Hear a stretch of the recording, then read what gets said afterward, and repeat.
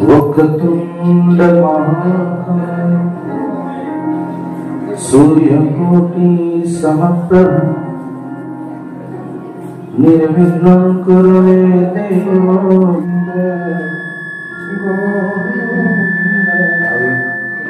बड़े भाव से, बड़े श्रद्धा से, बड़ी अनुराग से सर्वांनी मोठ्या प्रेमाने भगवंताचं काही क्षण भजन अपने मन और वाणी को पवित्र करने के लिए कुछ क्षण प्रभु स्मरण आइए भाव से।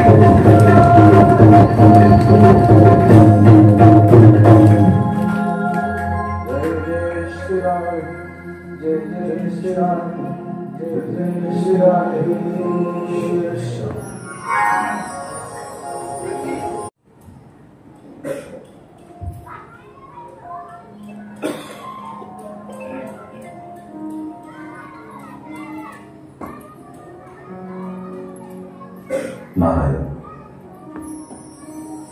नारायण नारायण महाराज महाराज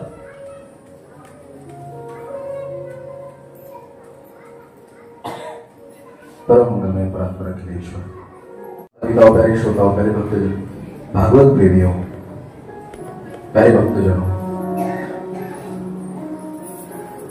मेरी ठाकुर बालकृष्ण भगवान की असीम कृपा से मेरी राधा माधव राधा वल्लभ राधा दामोदर जी की असीम कृपा से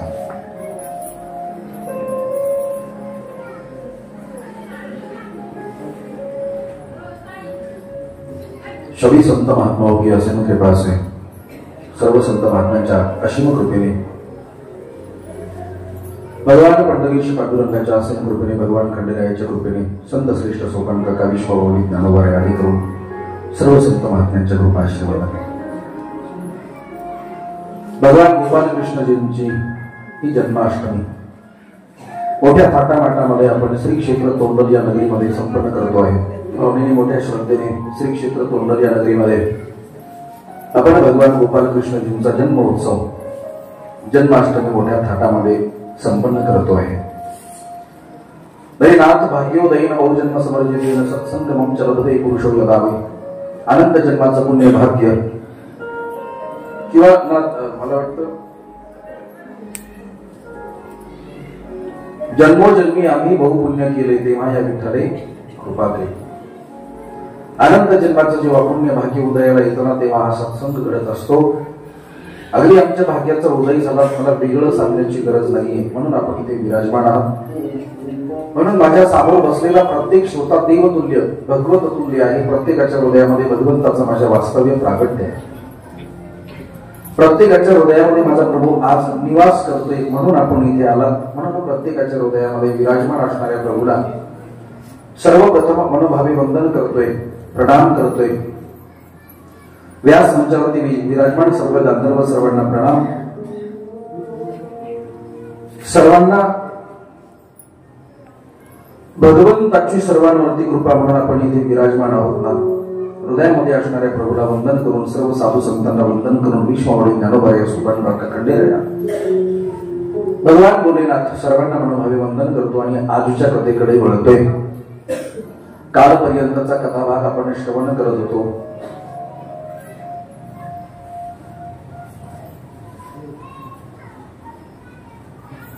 कालपर्यंतचा कथाभाग आपण श्रवण करत होतो। सर्व शौनकादी ऋषी राजा परीक्षितीला भगवान सुतजींना प्रश्न करतात, हे महात्मन राजा परीक्षिती पांडवाचा पौत्रश होता तर राजा परीक्षितीला श्राप का मिळाला, कसा मिळाला, का साधूचा अपमान केला, कसा राजा परीक्षितीचा शेवट झाला, कृपया आम्हाला सांगा। सुतजी म्हणतात, ही ऋषीओ एका राजाची कथा सांगणं मला तरी योग्य वाटत नाही, परंतु एका भक्ताच्या कथेमधून भगवंताच्या कथेचा जर प्रादुर्भाव होत असेल तर त्या भक्ताची कथा सुद्धा भगवंताच्या कथेपेक्षा श्रेष्ठ असते। म्हणून सांगतोय ऐका। इथे महाभारताला प्रारंभ। काल आपण या श्लोकावरती थांबलो होतो। मोठ्या प्रेमाने बोला राधे राधे।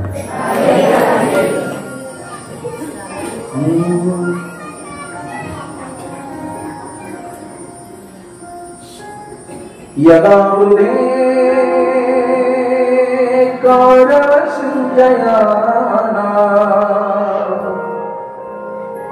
वीरेश्वतो वीरगतिं गतेषु वृकोदरा वीरगता विमर्श भग्नोरुदण्डे धृतराष्ट्रपुत्री। काल आपण या श्लोकावरती थांबलो। पुढील कथाभाग पाहतो। सुतजी म्हणतात, हे ऋषी ऐका। भीमदादाचं दुर्योधनाचं युद्ध सुरू आहे। भीमदादा दुर्योधनाच्या जांघेवरती गदा मारतो। दुर्योधन रक्ताच्या तरोड्यामध्ये खाली पडलाय। लक्षपूर्वक ऐका माझ। दुर्योधन रक्ताच्या थारोळ्यामध्ये पडलाय। भीमदादा दुसरी गदा मारणार। भगवान म्हणतात, थांबा दादा, सूर्यास्त झाला, आता युद्ध करणं योग्य नाही। युद्ध थांबलं जातं। दुर्योधन तडफडत तिथेच पडतो. रात्रीची वेळ आहे. दुर्योधन मरण मागतो, देवा मला मरण दे. आणि संपूर्ण जांगा फोडली जाते, वेदना होतात. पण वाक्य ऐका, दुर्योधनाला वेदना त्याची मांडी फुटली याच्याने. आज लक्ष द्या, लक्षपूर्वक ऐका. वेदना त्याच्या शरीराला होतात. या वेदना कमी आहेत त्याच्यासाठी, त्यासाठी रडत नाही दुर्योधन. माझे 99 भाऊ मेले आणि आता मीही मरणार, दुःख याचही नाही. दुर्योधनाला सर्वात मोठं दुःख आहे, माझे 99 मेले पण पांडवाचा एकही मेला नाही. त्याचा अर्थ दुर्योधनाला माझे 99 भाऊ मेले याचं दुःख नाही, मी आता मरतो याचंही दुःख नाही, पण पांडवापैकी एकही पांडव का गेला नाही, दुःख याचं आहे. म्हणजे आपल्या दुःखामध्ये लोक आज कमी दुःखी आहे, पण दुसऱ्याच्या सुखामध्ये जास्त दुःखी आहे. आपलं वाटोळं झालं काही वाटत नाही, पण त्याचं कसं सुरक्षित राहिलं, दुःख याचं आहे. कलियुग आहे महाराज, कलियुगाला प्रारंभ आहे. महाभारत जर वाचलं तर हृदय धाई मोडून रडत. काय क्रूरता होती, किती क्रूरता होती. सख्खा भाऊ पक्का वैरी झाला. अरे सख्या पुतण्याला एवढी दर्दनाक मौत दिली मायबाप. सगळ्यात वाईट कोणाला मारला असेल ना, सगळ्यात जास्त वेदना देऊन कोणाला मारला असेल ना, तर त्याचं नाव आहे अभिमन्यू. किती क्रूर होतो महाभारत, किती क्रूर होती ही पात्र. सगळ्यात दर्दनाक मौत दिली, सगळ्यात वाईट मारलं ते अभिमन्यूला. पण देवाला विचारलं, काय देवा तुझा भाचा आहे, अरे लाज नाही वाटत, 16 वर्षाच्या लेकराला एवढ्या वेदना दिल्या देवा, तुला वेदना कमी करता आल्या असतात. अरे तब्बल 1 तासभर ही मारत होती कौरव, सर्व मिळून मारत होती. दुर्योधन हा शकुनी भाम जे सर्वात वाईट होता. कर्ण इकडनं गुरु द्रोणाचार्य कृपाचार्य सर्वच होते हो. सर्व एवढी विद्वान असताना सुद्धा बुद्धी भ्रष्ट झाली. तुला मारत होती. अभिमन्यूच्या शरीराचा एकही भाग असा शिल्लक नव्हता की तिथे वार केला नसेल. संपूर्ण अंगावरती तलवारीचे घाव होते, बाणाचे घाव होते. अभिमन्यू कोसळला होता. अभिमन्यू आपल्या पित्याला आवाज देत होता. अभिमन्यू तडफडत होता. घायाळ झालेला शेर होता. त्याही अवस्थेमध्ये लढत होता. 1 तासभर अभिमन्यूला वेदना दिल्या. 1 तासभर. विचारलं, देवा लाज नाही वाटत, अरे तुझा भक्त आहे, तुझा भाज्य आहे, बहिणीचा मुलगा आहे, एवढं दुःख त्या बहिणीला का दिलं, एवढा वाईट मृत्यू का दिला रे अभिमन्यूला, हृदयाला पीडा पडेल एवढा वाईट मृत्यू अभिमन्यूला का दिला. देवाचं उत्तर आहे का, आणि सोबत घरी घेऊन जा. एवढं जरी नेलं ना तरी आपली आजची कथा सार्थक झाली. आमच्या सोबत भला हो या बुरा हो, लेकिन हमारे खड़े के लिए होता है प्यारे. भगवंताने सांगितलं आहे वेड्या, अभिमन्यूला 1 तासभर एवढ्या वेदना दिल्या. त्याचं एक कारण आहे, अभिमन्यूच्या जन्म जन्मांतराचं दुःख मी अभिमन्यूला फक्त एका तासामध्ये भोगायला भाग पाडलं. जन्म जन्मांतरामध्ये त्याला दुःख भोगावं लागलं असतं, ते फक्त त्याने 1 तासामध्ये भोगलं. आता लाखो करोडो जन्म तो आनंदाने जीवन जगेल. याबद्दल काही काही लोक म्हणतात, महाराज आज तो कधी सप्ताहामध्ये वर्गणी देत नाही, कधी कीर्तनामध्ये येऊन बसत नाही, कधी आई बाबाला प्रेमाने बोलत नाही, कधी साधू संतांना घरी जेवण करायला नेत नाही.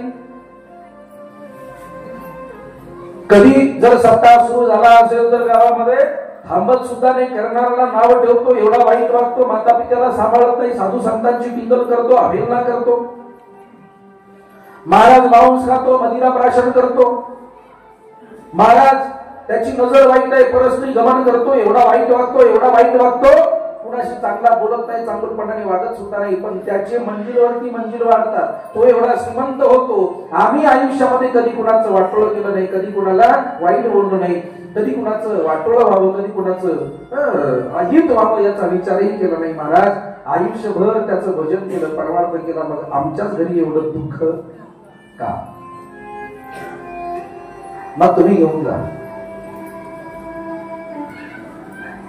तो एवढा पापी असून तो श्रीमंत होत चालला, आम्ही एवढे सज्जन असून आमच्यावरतीच देव दुःख का देतो? एक बार ध्यान देना प्यारे, ना मेरा भगवान दुःख देता है ना सुख देता है. जे आमच्या नशिबाला आले ना ते आमचं कर्म आहे. आज आम्ही भोगतोय याचा अर्थ उद्या आम्ही आनंदाने जीवन जगणार आहे.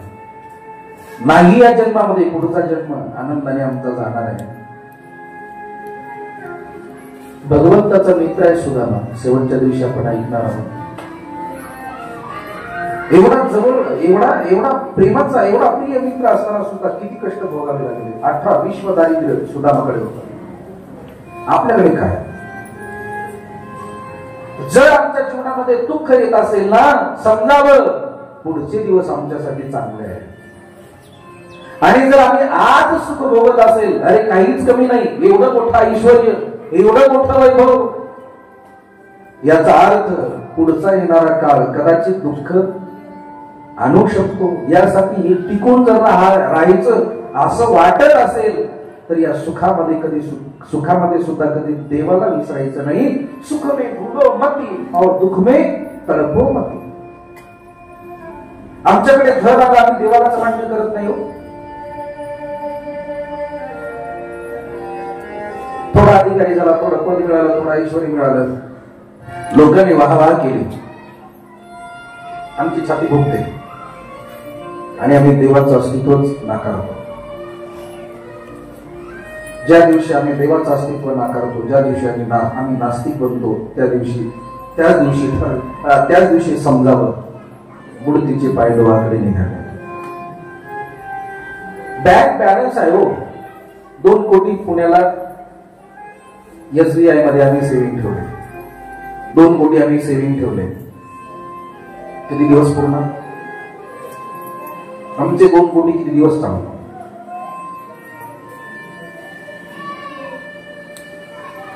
जोपर्यंत तो संपणार नाही तोपर्यंत आम्ही मजा करू. पण एकदा ते संपले मग काय? मग कटोरा घेऊनच फिरावं लागेल ना. म्हणून आहे का, आज लोक दुसऱ्याच्या सुखामध्ये सुखी नाही, स्वतःच्या दुःखाने दुःखी नाही, मग दुसऱ्याच्या सुखामध्ये जास्त दुःखी आहे. माझं पोरग नापास झालं, दुःख याचं नाही, त्याचं पास कसं झालं दुःख याचं. सोपं सांगू, कळेल आपल्याला, रुचेल पचेल. मग गावामधली लाईट, आपल्या घरामधली लाईट गेली सायंकाळी 9, 9:30, 10चा सुमार आहे, झोपेची वेळ आहे, दुपारचा उन्हाळ्याचे दिवस आहे, आणि जर लाईट गेली तर मच्छर फोडून खातात. फॅन बंद आहे, कूलर बंद आहे, एसी बंद आहे. अचानक लाईट झाली, लाईट गेल्यानंतर आपण काय करतो? काय करतो? दिवा लावतो. बर, दिवा लावल्यानंतर काय करतो? अजून सोपं सांगतो, अमेरिकेमध्ये जर लाईट गेली तर सर्वात अगोदर अमेरिकेचे लोक त्या इलेक्ट्रिकल लोकांना फोन करतात, काय प्रॉब्लेम आहे घरामध्ये ते बघायला सांगतात. जपान आदी देशामध्ये जर लाईट गेली तर ते लोक आपल्या लाईट बोर्ड मध्ये काही प्रॉब्लेम आहे का ते आधी चेक करतात. भारतामध्ये जर एखाद्या गावामध्ये लाईट गेली तर लोक आधी बाहेर येऊन पाहतात. बघा, कळतं का? दिवा नंतर लावताय तो. लाईट गेल्यानंतर आपण काय करतो? सर्वात अगोदर सांगतो, बाळू काय मम्मी? जरा अंगणात जाऊ, शेजारच्याची आहे का गेली? ते पोरग जात, ते पोरग म्हणतो मम्मी अख्ख्या गावची लाईट आहे, फक्त आपली एकट्याचीच गेली. आता त्या मम्मीवरती काय मिळत असेल? गावची जळू द्या, शेजारच्याची लाईट आहे ना, त्याच्यात फार दुःख आहे. आणि त्याच पोराने यावं, आई अख्ख्या गावाची लाईट गेली, आपलीच नाही सगळ्यांची गेली, मग फार समाधान वाटतं. मग बरं आहे, सर्वच अंधारात आहेत, सर्वांनाच मच्छर चावतात, मग बरं आहे. दुःखी नाही तेवढं दुसऱ्याच्या सुखामध्ये जास्त सुखी होतो, दुःखी होतो. प्रेमाने बोला राहते. दुर्योधन माझे 99 भाऊ मेले, दुःख याचा नाही. पांडव एकही कामीला नाही, ते पाचच आहेत. आम्ही तर 100 होतो. 5 असताना सुद्धा एकही मेला नाही, आणि इथे 100 असताना सुद्धा एकही जगला नाही. दुःख याचा आहे. तेवढ्यामध्ये अश्वत्थामा येतो.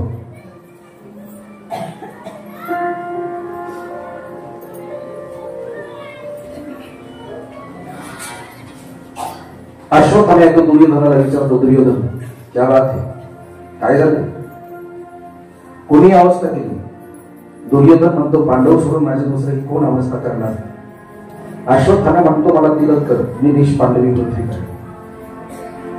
दुर्योधन म्हणतो, जे तुझ्या बापाला जमलं नाही, गुरु द्रोणाचार्याला, कृपाचार्याला, पितामह भीष्माचार्याला, ते तू काय करणार? अरे एवढे बलाढ्य होते रे, एवढे बलाढ्य, एवढे महान योद्धा होते, त्यांना जमलं नाही, तू काय करणार? तू किस खेत की मुली? आणि पांडवांना मारणं एवढं सोपं? अरे 5च होते रे, 5च होते. नारायणी सेना माझ्यासोबत होती. नारायणी सेना भगवंताची, जिला कोणीच हरवू शकत नाही, ती सेना माझ्यासोबत होती. बहुतांश दिग्गज राजे माझ्यासोबत लढत होते. 18 अक्षयोनी सेना माझी होती. पांडवांकडे काय होते? तरी सुद्धा पांडवांनी 18 अक्षयोनी सेना, माझे गुरुजी कृष्णचंद्र ठाकूरजी बोलतात, पांडवांनी भगवंताच्या कृपेने, भगवंत सोबत होताना म्हणून पांडवांनी 18 अक्षयोनी सेना कशी संपवली? जैसे भी बछड़ा होता है ना, बछड़ा, गाय का बछड़ा, त्यांची भाषा. जैसे कोई गाय का बछड़ा, गाय के बछड़े के गड्ढे के खुर के गड्ढे को,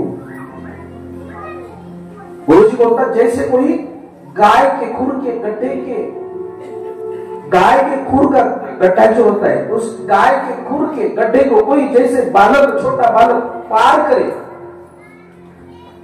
बिल्कुल वैसे ही पांडव ने पूरी अक्षयोनी सेना, 18 अक्षयोनी सेना समाप्त कर दी. म्हणजे बछडा आहे ना गाईचा, गाईच्या बछड्याच्या पायाची खूर आणि त्या खुरीचा गड्डा किती मोठा असतो? अगदी छोटा. त्या खड्ड्याला पार करायला एखादं लहान बालक, त्याला किती जोरामध्ये उडी मारावी लागते? सहज, सिंपल.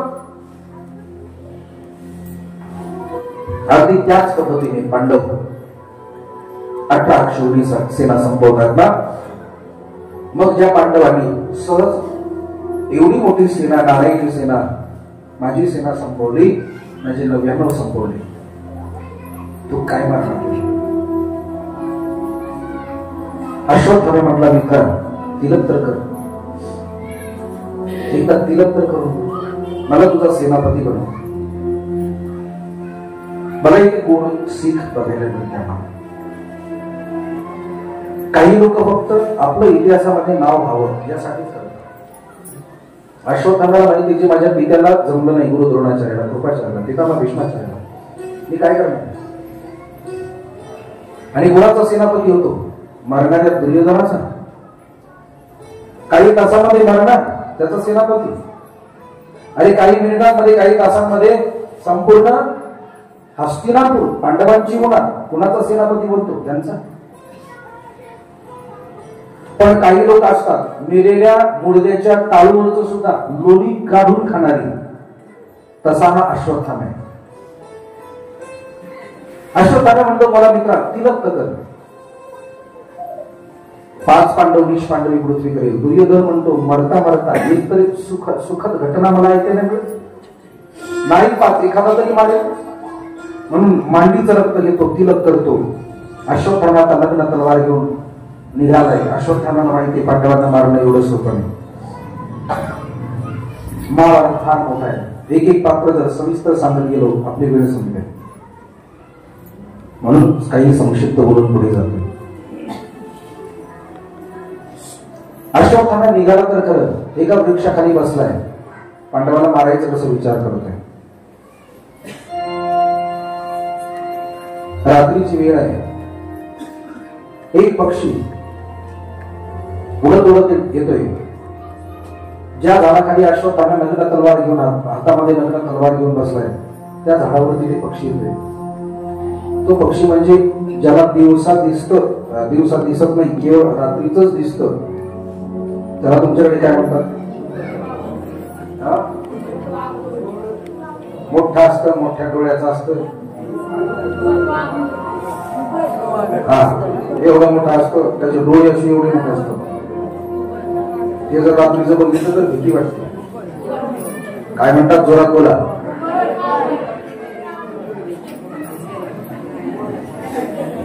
हा, त्याचं असं म्हणतात, त्याचं नाव घेऊ नये, त्याचं नाव घेतल्यानंतर दोष लागतो, म्हणून मी घेतलं नाही.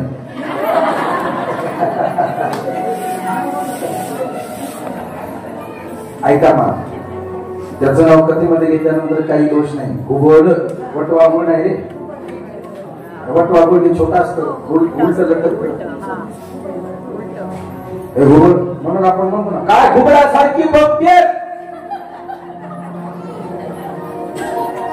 भांडणामध्ये म्हणतो ना, काय घुबडासारखी बघते, डोळ्यात फोडी.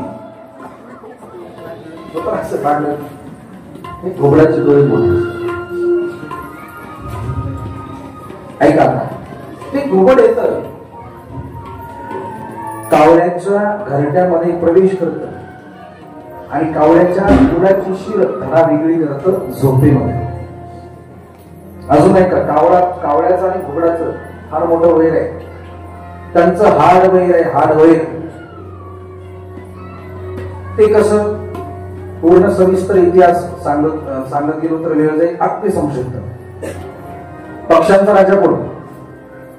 गरुड. गरुड कुणाचं वाहन? भगवान विष्णू. गरुड भगवान विष्णूचं वाहन. पंतप्रधानाच्या ड्रायव्हरला वेळ मिळतो का? जाऊ द्या, तेवढ्या लांब कशाला. मुख्यमंत्र्याच्या ड्रायव्हरला वेळ मिळत असतो? बिलकुल नाही. देवाचा ड्रायव्हर आहे. अरे कोण भक्त कुठला कसा आवाज देईल सांगता येणार नाही. गरुडाला तयारच राहावं लागतं. गरुडाला एकही मिनिट वेळ नाही. मग आपल्या पक्ष्यांची सेवा कधी करणार? कारण पक्षी राजा आहे, पक्ष्यांचा राजा आहे. म्हणून पक्षांनी ठरवलं, राजा सतर्क असावा. आपला राजा बिझी आहे, देवाचं वाहन आहे, त्याला वेळच मिळत नाही. राजाने जर वेळच नाही जनतेला दिला तर त्या राजाचं करायचं काय? राजा बदलायचा, सरकार पाडायचंय, या राजाला बदलायचं. मग राजा कोण? विचार करतात आपला राजा कोण होणार, कोण पात्रतेचा आहे. देवाचं वाहन गरुड. माता लक्ष्मीचं वाहन, माता लक्ष्मीचं वाहन मोर. माता लक्ष्मीचं वाहन घुबड आहे. हे घुबड, हे माता लक्ष्मीचं वाहन आहे. मोर मा सरस्वती. वाचलं माय प्रेमाने बोला, राधे राधे. माता लक्ष्मीचं वाहन आहे उल्लू. विचार करतात हे योग्य आहे, सरकार पाडायचं, बदलायचं, घोबड्याला राजा बनवायचं. ठरलं एकोमताने ठरतं. आणि ज्यावेळेस राज्याभिषेक होणार, सर्व पंडित येतात, मंत्राचा जयघोष करतात. हे घोबड्याला सिंहासनावरती बसवतात, तिलक करतात, मंत्र जयघोष सुरू आहे, स्वस्ती वाचन सुरू आहे. घोबडाला आनंद आहे, वा वा मी आता पक्षांचा राजा होणार. पण कावळा हा वाईट आहे. कावळ्याला कोण प्रेम करत? कावळ्यावरती कोण प्रेम करतं? कावळा ओरडला तरी राग येतो.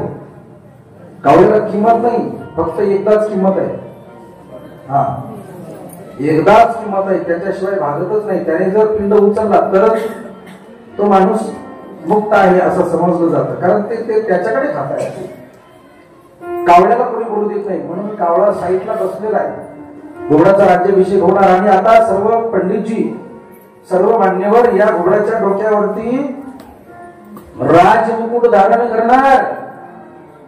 तेवढ्यामध्ये कावळा बोलला, अरे वाई रुको,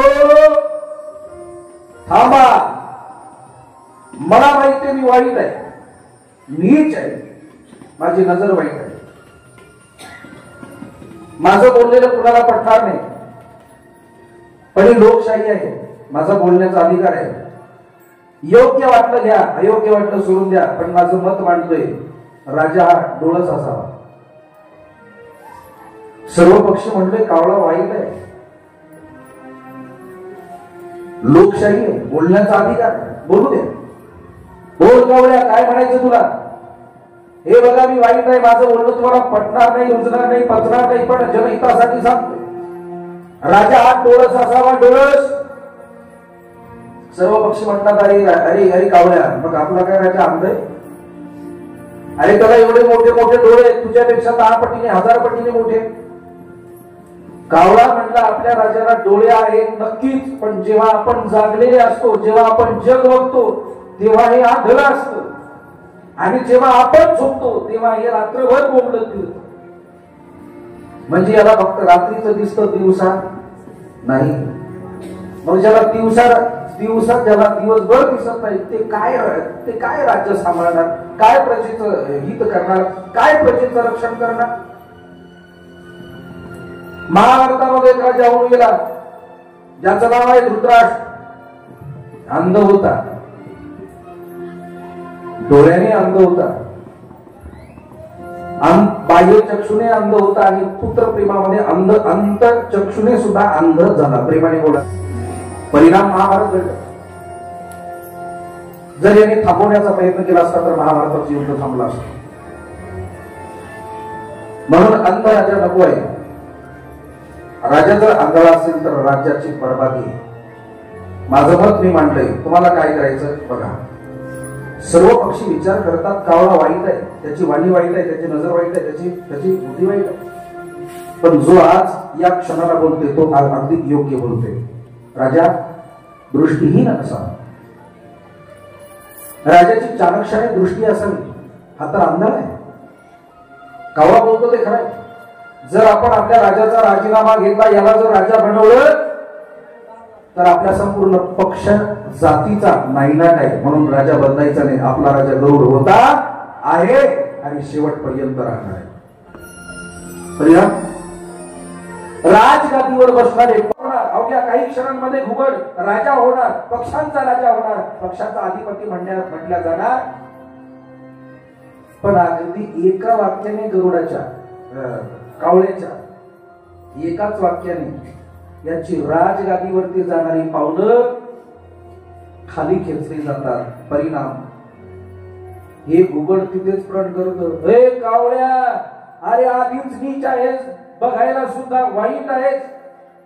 अरे तुझ्याकडे कोणी बघत नाही, तुझ्यावरती प्रेम करत नाही, अत्यंत वाईट असणार, नजर तुझी वाईट, खाणंही तुझं वाईट, तशी बुद्धी वाईट. अरे मला राजगादी मिळत होती रे, केवळ तुझ्यामुळे मला राजगादी माझ्याकडनं हिरावून घेतली.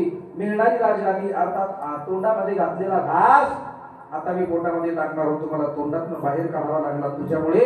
लक्षात ठेव, आजपासून प्रण करतो, जशी माझी राजगादी तू छीनलीस ना, जशी माझी राजगादी माझ्याकडनं हिरावून घेतलीस ना, कावळ्या शपथ आहे माझी, तुझा संपूर्ण वंश परिवार संपवल्याशिवाय मी काही गप्प बसायचो नाही.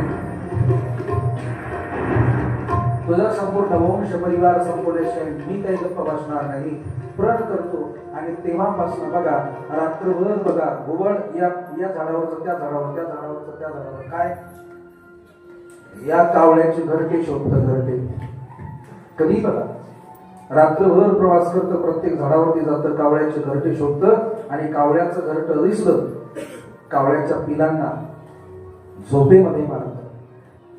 आता संपूर्ण ती जात, संपूर्ण वंश त्याला संपवायचा कावळ्याचा. हा प्रण करून निघतोय ना, म्हणून यांचं हाड अवैध आहे. म्हणून आज ज्यावेळेस अश्वत्थाम्या पाहतोय, झोपेमध्ये 5 मुलांना झोपेमध्ये सर्व मुलांना मारतो. अश्वत्थामा याच घोड्याला आपला गुरु मानतो आणि अश्वत्थामा पांडवाकडे निघते. रात्रीची वेळ.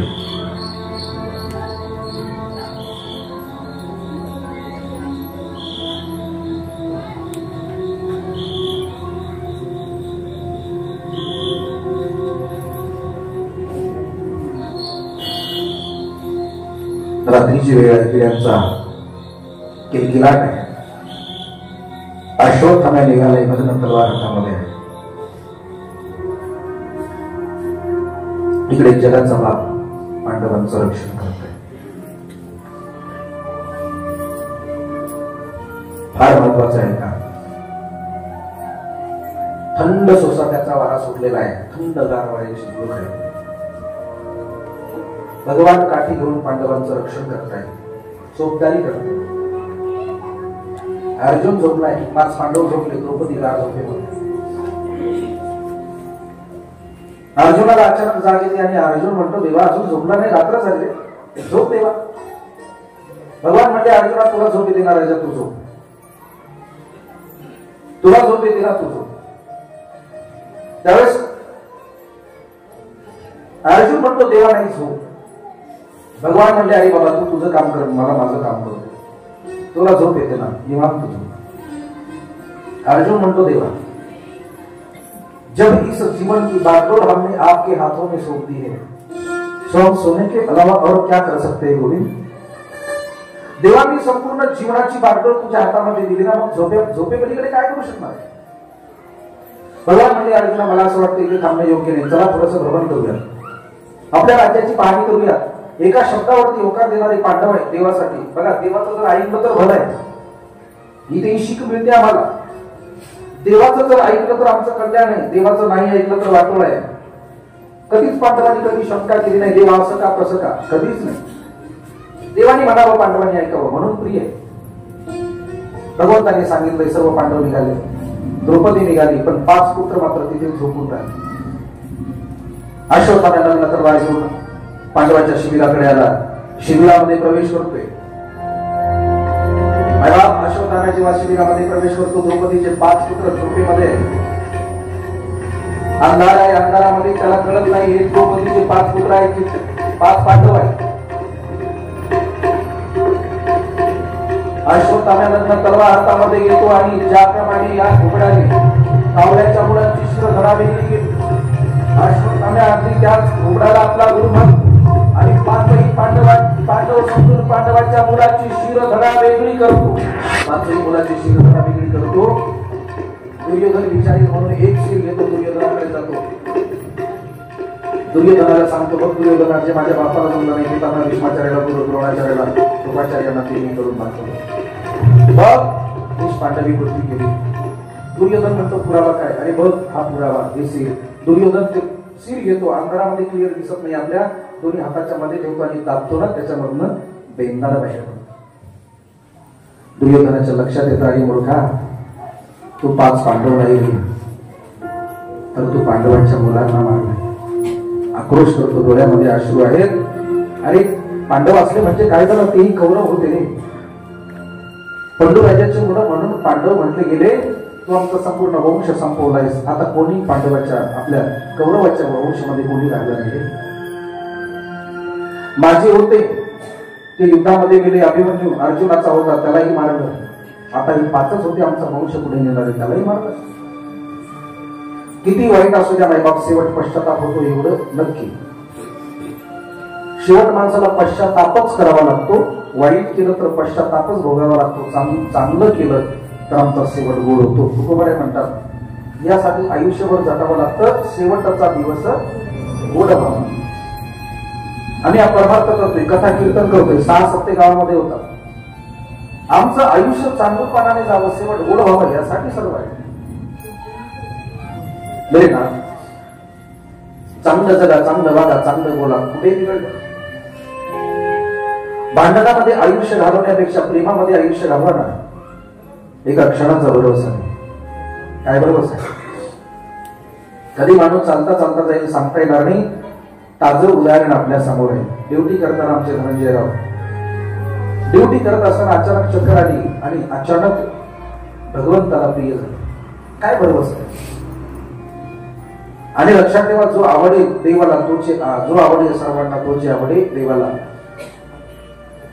एका क्षणाचा सुद्धा भरवसा नाही. महाराज किती दिवस जन्माले कोणी सांगू शकत नाही, म्हणून प्रेमाने राहा, प्रेमाने जगा, कुठे बिघडले. दुर्योधन वाईट आहे, पण दुर्योधनाच्या लक्षात येतं यांनी फार मोठं क्रूर कृत्य केलं. अरे पांडव असते म्हणजे काही झालं ते तरी कौरवच होते ना. तू आमचा संपूर्ण वंशाचा नायनाट केला रे दादा, तडफडून मरतो. किती वाईट असू द्या, म्हातारपणी पश्चाताप होत असतो. म्हातारपणी पश्चाताप करावाच. शेवट पश्चातापामध्ये जातं बरं.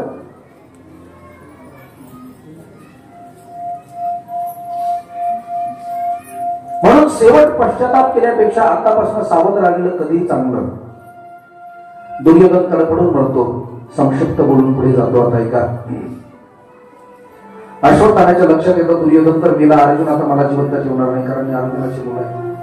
अश्वत्थामा धावत पळत आपल्या आश्रमाकडे निघतोय. इकडे मात्र द्रौपदी, 5 पांडव ज्यावेळेस आपल्या शिबिरामध्ये येतात, द्रौपदी आपल्या शिबिरामध्ये जाते, पाहते तिला तिची 5 मुलं झोपलेली दिसत नाही. झोपेमध्ये मुलाची शिरधरा वेगळी दिसतात. रक्ताच्या थारोड्यामध्ये पडलेली 5 मुलं दिसतात. आणि ज्या माऊलीचा एकुलता एक मुलगा गेला, त्या माऊलीची काय अवस्था. इथे द्रौपदीचे 5 पुत्र गेले. द्रौपदीला काय वाटत असेल, कधी विचार करा. द्रौपदी आक्रोश करते, देवा देवा, अरे देवा काय गुन्हा होता देवा माझ्या मुलांचा. देवा का मारावं माझ्या मुलांना. देवा काय गुन्हा होता देवा माझ्या मुलाचा. आक्रोश करते. भगवंत धावून पळत येतात. पांडव येतात, पाहतात 5 पुत्र गेले. तळपायाची आग मस्तकामध्ये जाते. काय मोकळून रडणारी द्रौपदी. भगवंत समजून घालतात. मात्र द्रौपदी शांत बसत नाही. अगं द्रौपदी थांब. देवा मी 5 पांडवाची पत्नी म्हणून रडत नाही, क्षत्रिय म्हणून रडत नाही, क्षत्रियाची मुलगी म्हणून रडत नाही, तर 5 मुलांची माय म्हणून रडते. 5 मिनिटं आहे काय. 5 मुलाची आई रडते. देवा आईचं अंतकरण तुला काय माहिती, तू काय जाणणार आहेस. मायेचं प्रेम काय असतं तुला नाही कळायचं. देवा माझे 5 पुत्र रक्ताच्या धारोड्यामध्ये पडले रे, रडू नाही तर काय करू देवा. ज्या माऊलीचा एकुलता एक मुलगा जातो तिची अवस्था काय होते बघा. जिचे 5 गेले तिला काय वाटत असेल. म्हणजे नात मुलाला काटा जरी मोडला तरी आईच्या हृदयाला बोल पडतं, आईच्या हृदयाला वेदना होतात. इथे 5 पुत्र गेले, तिला काय वाटत असेल. द्रौपदी आक्रोश करते, 5 पुत्र गेले काय वाटत असेल. भगवंत म्हणतात द्रौपदी रडू नकोस, साहजिक आहे. जिचे 5 पुत्र गेले तिला काय वाटत असेल. अर्जुनाला राग येतो. अर्जुन रथामध्ये बसतो, अश्वत्थामाला पकडून आणतो. बोल द्रौपदी याला कसं मारू. द्रौपदी म्हणते याला मारू नका. याला मारून जर माझे 5 पुत्र मिळत असतील, जिवंत होत असतील तर अवश्य मारा. पण याला मारून याची म्हातारी माय जर, म्हाताऱ्या माऊलीची काठी जर याची हिरावून घेत जात असेल तर त्या माऊलीची काठी हिरावून नेऊ नका. पुत्र मेल्यानंतर काय दुःख असतं ना ते मी समजू शकते. याला म्हणतात भक्त. मेरे नाथ द्रौपदी मानू देत नाही, म्हणून त्याच्या मस्तकामधला मणी काढून घेतात. अर्धी मूछ कापतात, अर्धी दाढी कापतात, अपमानित करून हाकलून देतात, अर्धमुंडन करतात. अश्वत्थामाला राग येतो. अश्वत्थामा आपल्या आश्रमामध्ये बसतो आणि पांडवाचा वंश संपवण्यासाठी, परिपूर्ण वंश संपावा विचार करतो. अभिमन्यूची पत्नी नाव आहे उत्तरा, तिच्या गर्भामध्ये 2 महिन्याचा गर्भ वाढतोय. तो जर संपला, पांडवाचा कुळ संपला, वंश संपला. उत्तरेच्या दिशेने ब्रह्मास्त्र सोडत उत्तरा ब्रह्मास्त्र पाहते. उत्तरेच्या लक्षात येतं ब्रह्मास्त्र माझ्याकडे येतं, मला जाळून भस्म करेल. नवल नाही या गर्भत्व शिशूला जाळून भस्म करेल जो पांडवांचा वंशज आहे. परिणाम काय. उत्तरा भगवंताला आवाज देते, पाही पाही महायोगी देव देव जगतपते नान्यम त्वद भयं पश्यति यत्र मृत्यू परस्पर. भगवंत म्हणतात उत्तरा काळजी करू नकोस. द्वारिकेला निघालेले भगवान थांबतात. उत्तरेच्या गर्भामध्ये जातात. श्वासाच्या द्वारे अंगठ्यासारखं रूप धारण करतात. श्वासाद्वारे गर्भामध्ये जातात. त्या बालकाचं रक्षण करतात. ज्या बालकाचं रक्षण करतात हे पात्र फक्त एकच, हे दृश्य फक्त एकच पात्र पाहतं. तिचं नाव कुंती आहे. कुंती माता पाहते जगाच्या बापाने माझ्या पौत्रजाला वाचवलंय आणि म्हणून कुंती माता हात जोडते. हे कृष्णाय वासुदेवाय देवकी नंदनाय च हे वसुदेव नंदन, हे देवकी नंदन, हे वसुदेव सुतम देवम कंस चाणूर मर्दनम देवकी परमानंदम कृष्ण मंदिर जगद्गुरु प्रणाम करती हूँ भगवान। भगवान म्हणतात अरे माँ, मैं तो तेरा भांजा हूँ, तेरा बेटा, तेरे भाई का बेटा हूँ, तेरा भांजा हूँ।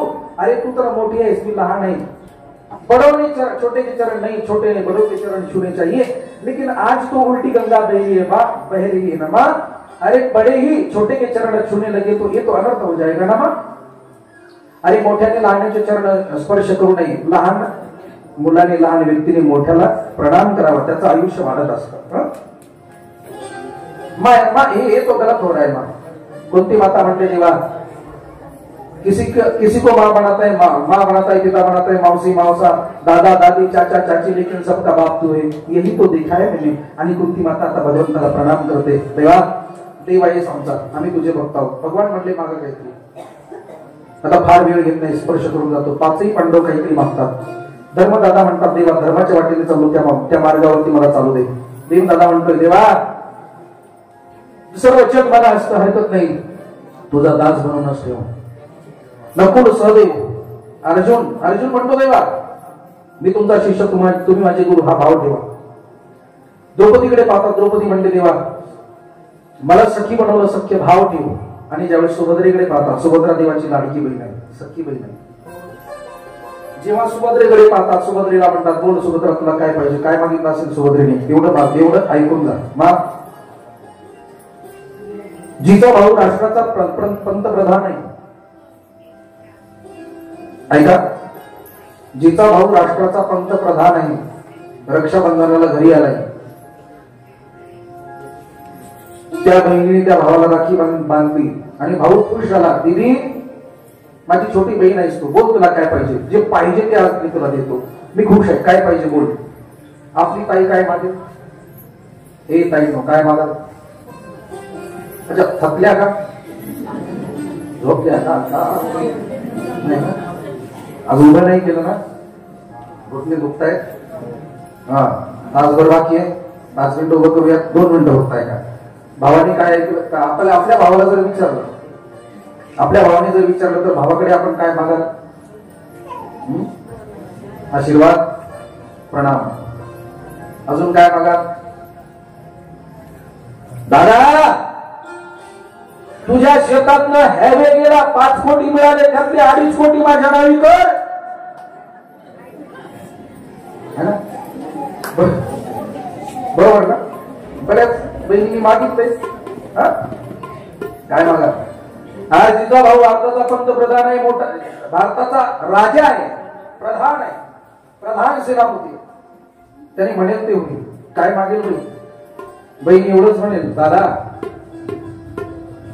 तुला तर माहिती आहे तुझे दाजी त्यांना किती आवड आहे, तुझ्या दाजीला तुझ्या पक्षात घे, एखादं चांगलं पद दे, एखादा मंत्री बनव, एवढंच दे, म्हणजे मी मंत्र्याची बायको म्हणून मिरवेल। या पलीकडे आम्ही काय मागणार आहोत, अरे नाचता संसार सोडून दुसरं काय मागणार आहोत। मागायचं कसं, माझ्या सुभद्रेला ऐका, सुभद्रेला ज्यावेळेस भगवान म्हणतात बोल सुभद्रा तुला काय पाहिजे, सुभद्रा म्हणते दादा तुला द्यायचं ना, एकच दे, कृष्ण त्वदीय पद पंकज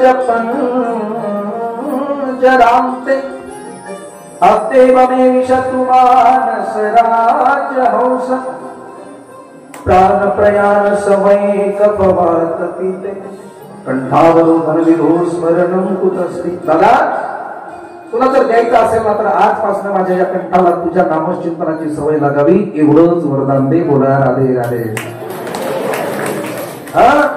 या कंठाला तुझ्या भजनाची सवय लागावी, एवढंच वरदान दे। मागायचं असेल कुंती मातेसारखं मागा, सुभद्रेसारखं मागा। तुम्ही एवढ्या अट्टहासाने श्रीमद भागवत कथा करता, तुम्हाला शपथ आहे पांडुरंगाची, भोलेनाथाची, भगवान बाबाची, आंबा मातेची। आता गेलेलं आयुष्य सोडा, सगळ्या गावाला सांगतोय, केवळ मातांनाच नाही, तुमचा संकल्प आहे, तुमची प्रेरणा आहे, तुमचं सहकार्य आहे। आपण जर सहकार्य केलं नाही तर माता काय करणार आहे, त्या बिचाऱ्या एवढ्या सशक्त नाहीयेत। आणि आपल्या हिंदू संस्कृतीमध्ये आपली मर्यादाच आहे हो, कारण स्त्रीला लहान असते तेव्हा पित्याचा आधार असतो। हा हे देवावरती उपकार नाही, आमचं इथे आहे काय, अरे तेरा तुझको अर्पण क्या लागे मेरा, हा भाव ठेवा। बाप देवाकडे जा, देवाला म्हणा देवा हे तुझा आहे. या सप्ताहामध्ये वर्गणी काढत असताना मनामध्ये भाव ठेवा, देवा आम्ही 10,000 रुपये केले ना, हे तुझेच तर आहे, आमचं काय ते बोला ना काय आहे. त्याला घ्यायचं म्हटल्यानंतर ते बरोबर घेतो. नका दान करू, नका धर्म करू, त्याला घ्यायचं म्हटलं ना एकदा हॉस्पिटलमध्ये ऍडमिट करवतो, 5-7 वर्षाचं एकदाच काढून घेतो.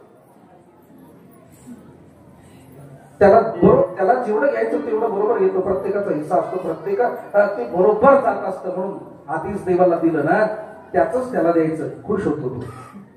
म्हणून लक्षात ठेवा, दान धर्मान सगळ्यात मोठा धर्म दान. मग अन्नदान करा, ज्ञानदान करा, धनदान करा. जो सुवर्ण दान करतो त्याला पुढच्या जन्मामध्ये फार सौंदर्य मिळतं. ज्याला सुंदर व्हायचं ना, गोर गोर पान दिसायचं ना, समाजामध्ये आकर्षित दिसायचं ना, त्याने सुवर्ण दान करावं. सुवर्ण त्याला सुंदर रूप मिळतं. शास्त्र आहे. जे जमेल ना आमच्याकडे, जे असेल ना ते द्या. इथे पैसा द्या असं काही नाही. इथे पंगत होते, पंगत पंक्तीमध्ये पोरांनो रोज वाढा, ही सुद्धा तेवढ्याच ताकदीची सेवा आहे. पंक्तीमध्ये वाढा, जेवण झाल्यानंतर त्या पंतरवळ्या उचलून फेका, ते पेंडावून स्वच्छ करा, ही सगळ्यात मोठी सेवा आहे.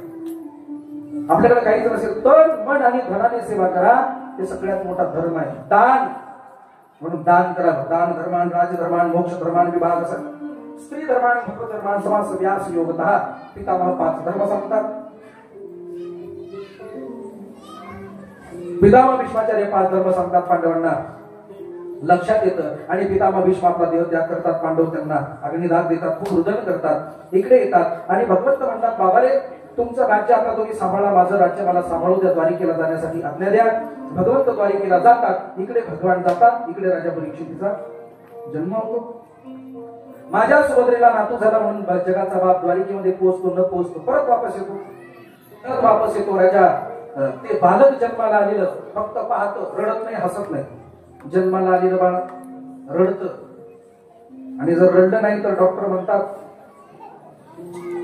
हे मंद बुद्धीचा आहे. जे रडतं ते चंचल असतं, रडायलाच पाहिजे. रडत नसेल तर त्याला रडवतात. रडणं म्हणजे शुभ मानलं जातं जन्माला आल्यानंतर ना. तसं राजा रडतही नाही, हसतही नाही, फक्त पाहतं. काय पाहतं? संत म्हणतात त्याला पाहतं ज्यांनी गर्भामध्ये याला दर्शन दिलं. तो कुठे केली दांगवाला, ज्यांनी मला वाचवलं. ज्याच्या मांडीवर जातो फक्त असा पाहतो, हसत नाही, रडत नाही. पण जेव्हा भगवंत येतात, मांडीवर घेतात, वर पाहतो आणि खिलखिल करून हसतो. यही तो है केली दांगवाला जिसने मुझे संभाला है. आणि आता त्याचं नाव परीक्षण करतं, म्हणून त्याचं नाव परीक्षिती. या एवढ्या भीड मध्ये देवाचं परीक्षण करतं. देव कुठे आहे, देव कुठे आहे, म्हणून त्याचं नाव परीक्षिती. राजा परीक्षितीचा जन्म होतो. भगवंत आशीर्वाद देतात, अर्जुनाला घेऊन जातात. इकडे यदुवंशाचा नाश भगवंत करतात आणि भगवंत सुद्धा निजधामाला निघून जातात. अर्जुनाला कळतं ना, अर्जुनाच्या डोळ्यासमोर घडतं. अर्जुन परत येतो. अर्जुन म्हणतो, दादा आपला प्राण रक्षक भगवान निजधामाला गेला, आपण जगून काय करायचं. कुंती माता आपला देह त्याग करते आणि 5ही पांडव स्वर्ग होण्यासाठी निघतात. बद्रीनाथ या क्षेत्राच्या ठिकाणी माना गावतीतनं स्वर्ग होण्यासाठी 5ही पांडव जातात. 5ही पांडव स्वर्गासाठी जातात, पण देह मात्र इथेच ठेवतात. एकटा देह घेऊन जातात ते धर्मराज युधिष्ठिर. आणि राजा परीक्षित हळूहळू 5 वर्षाचा असणारा राजगादीवर बसतो. राजाचा राज्यात कारभार चालू असताना 40-45 वर्षाचा होतो. पण शास्त्र बोलतं 50 नंतर वनामध्ये जावं, म्हणून राजा परीक्षिती वनामध्ये निघतो. पण जात असताना एक दृश्य पाहतो.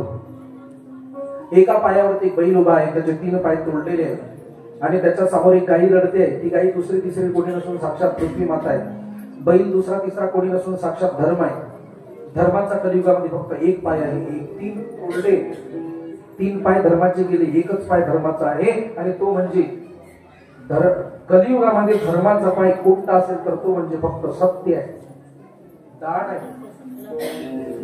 महाराज सत्य बोलणं, हाच सत्य वर्तन करणं, हाच कलियुगामध्ये सर्वात मोठा धर्म. कलियुग केवळ नाम आधारा, धर्म न दुसरं सत्य समान, आगम निगम पुराण बखाना. धर्म सत्य बोलण्यासारखा धर्म नाही. प्राण गेला तरी चालेल, सत्य बोला.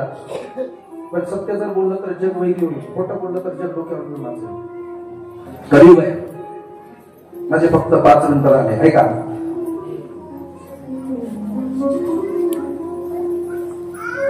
पृथ्वी मातेला धर्म सांगतात, माकुणाचं नाव घेऊ, हे माझे कर्म असते. हे सगळं ही चर्चा राजा परीक्षिती ऐकतो. परीक्षितीला दोघांचा संवाद ऐकायला मिळतो आणि परीक्षिती समोर येतो. नग्न तलवार हातामध्ये आहे बरं का भागवत महाराज. नग्न तलवार हातामध्ये घेतात आणि परीक्षिती म्हणतो, अरे माझ्या राज्यामध्ये येऊन असं वाईट कृत्य करणारा कोण असेल? बोला महाराज, कोण आहे? अरे परीक्षितीच्या राज्यामध्ये येऊन एवढं वाईट कृत्य करणारा कोण आहे? तेवढ्यामध्ये काळा दिपाड पुरुष उज्ज्वला समोर येतो. राजा परीक्षिती पाहतो, तलवार गर्दनवरती ठेवतो. बोल, कोण आहे? गरीबच्या लक्षात येतं, मी जर याच्याशी भांडत बसलो तर हा मला जिवंत नाही ठेवायचा. तरी हात जोडतो आणि म्हणतो, राजा माझं नाव कली आहे. कली कालास द्वापार युग संपला, आता माझं राज्य सुरू आहे. परीक्षितीच्या लक्षात येतं. परीक्षिती म्हणतात, जोपर्यंत मी आहे तोपर्यंत तुला इथे स्थान नाही.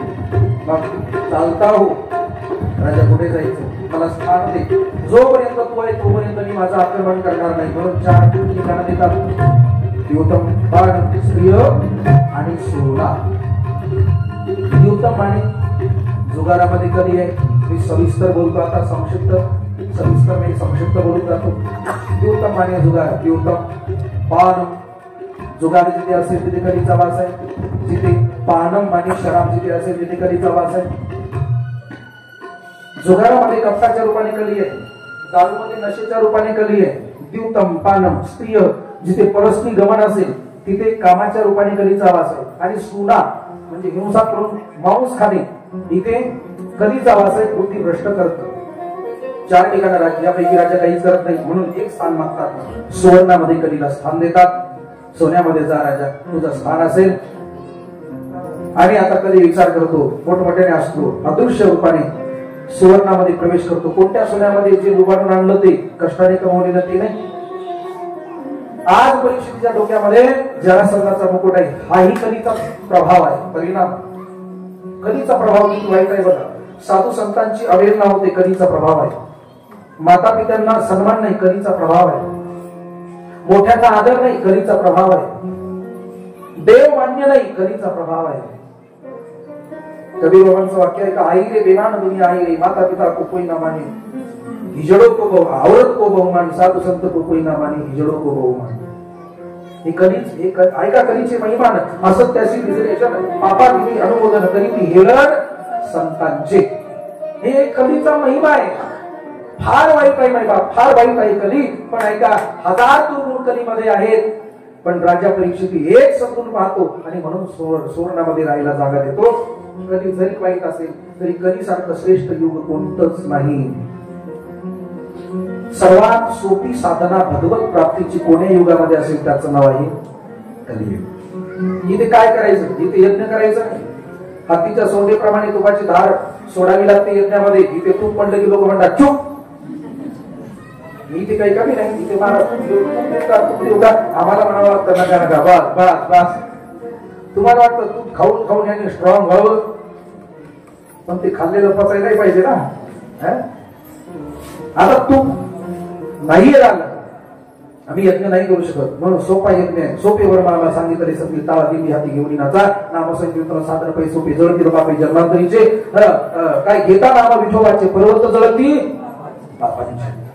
कलियुगामध्ये केवळ नामाला महत्व आहे ना, ऐसा नामाचा महिमा. करेक्ट माझे 9 वाजले. 2-3 मिनिटं मला ऐका. हे नामाचा महिमा आहे. कलियुगामध्ये केवळ नाम सर्वश्रेष्ठ आहे. परिणाम याला स्थान देतात सोन्यामध्ये. म्हणून मुकुटामध्ये प्रवेश करतो, मस्तकामध्ये प्रवेश करतो.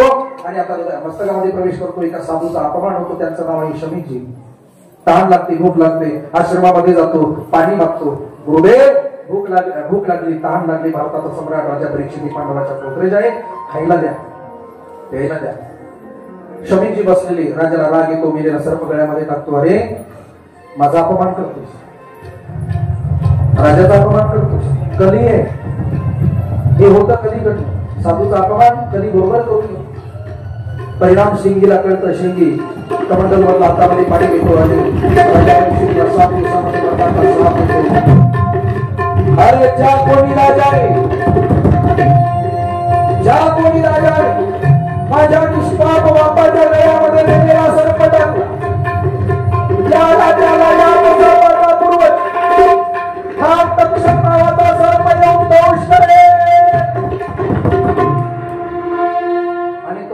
7 दिवसामध्ये दत्तप्राण होईल, श्राप देतात. परिणाम काय? राजा परीक्षित वापस येतो, मस्तकामधला मुकुट काढतो, परत कधी मस्तकामधला बाहेर पडतो आणि सद्बुद्धी जवळ येते. राजाच्या लक्षात येतं मी साधूचा अपमान केला, की काय झालं.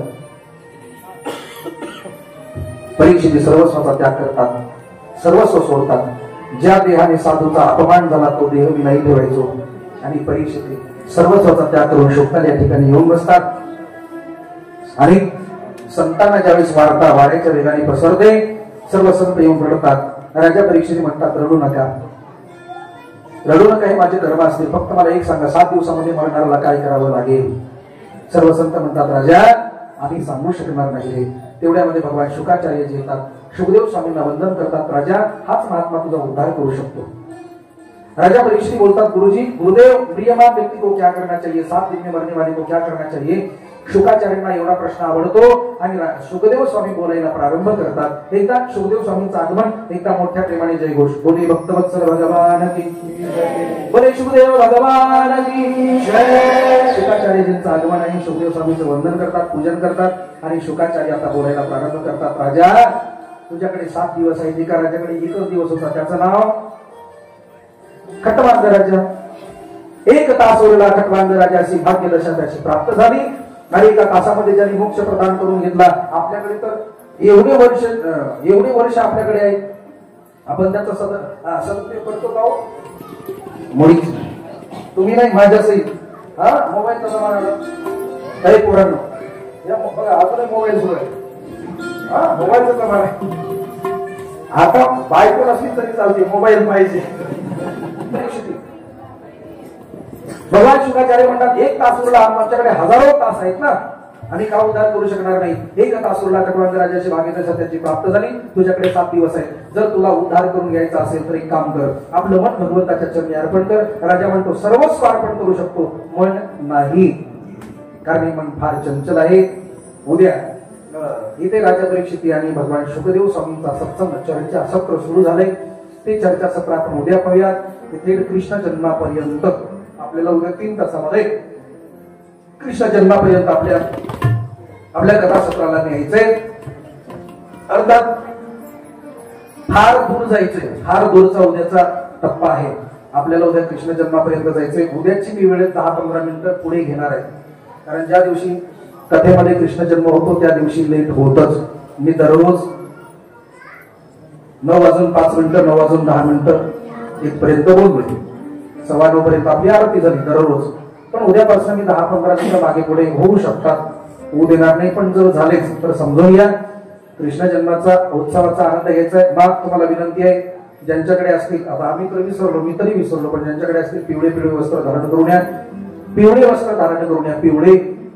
तुम्ही पिवळे वस्त्र धारण करून या. येताना गोळ्या, बिस्किट, चॉकलेट्स तुम्ही सगळ्यांनी आणा. थोडे 4-4, 5-5, 10-10 जेवढं जमेल तेवढं गोळ्या, बिस्किट, चॉकलेट्स आणा. तुम्ही कामाला जाता, ड्युटीला जाता, सासवडला जाता, तिथनं थोडी खेळणी आणा. खेळणी आधी जे काही जमेल ते आणा. आणि उद्या येताना मग तुम्ही सुंठवडा आणायला विसरू नका. सुंठवडा आपल्याला जन्माष्टमीच्या दिवशी आणायचा आहे. मग उद्या नाही आणला तरी चालेल, जन्माष्टमीच्या दिवशी सुंठवडा आणा, पण उद्या गोळ्या, बिस्किट आणि चॉकलेट्स आणा. आणि इथे उद्या इथे पाळणा सजलेला असेल, जे झाकी दर्शन म्हणतात ना. यावर्षी आपल्या घटनेमुळे मी ते विचार केला नाही, पण आपण चालता बोलता जशी जमेल असे तशी झाकी दर्शन करूयात. इथे तुमची जागा माझ्या समोर ठेवा. इथे पाळणा सजलेला असेल. कार्यकर्ते मंडळी पाळणा सजवा.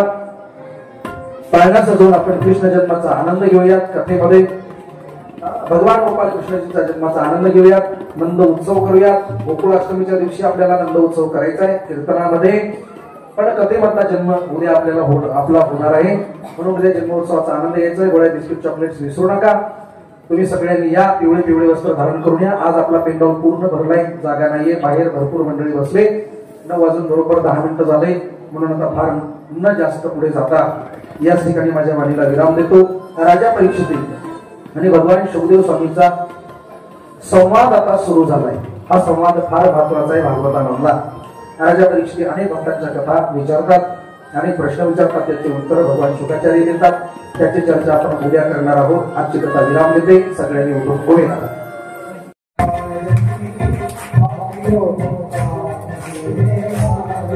Oh